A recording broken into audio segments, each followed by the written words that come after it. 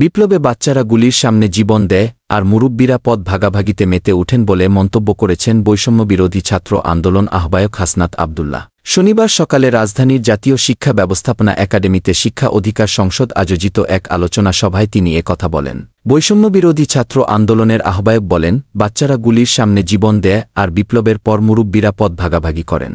ছাত্র জনতার অভ্যুত্থানে প্রধানমন্ত্রীর পদ থেকে ক্ষমতাচ্যুত শেখ হাসিনার সামনে প্রতিটি প্রশ্নের বিনিময়ে বুদ্ধিজীবীরা সুবিধা নিতেন বলেও অভিযোগ করেন হাসনাত আব্দুল্লাহ। পাঠ্যপুস্তকে মুক্তিযুদ্ধসহ জাতীয় অর্জনকে একজনের এক অবদান হিসেবে তুলে ধরার অপবাস থেকে সরে আসার আহ্বান জানিয়ে তিনি বলেন, পাঠ্যপুস্তকে শেখ মুজিবুর রহমান ও তার পরিবারের অতিরঞ্জিত প্রশংসার ফলে তার প্রতি বিরক্তির উদ্রেক হয়েছে।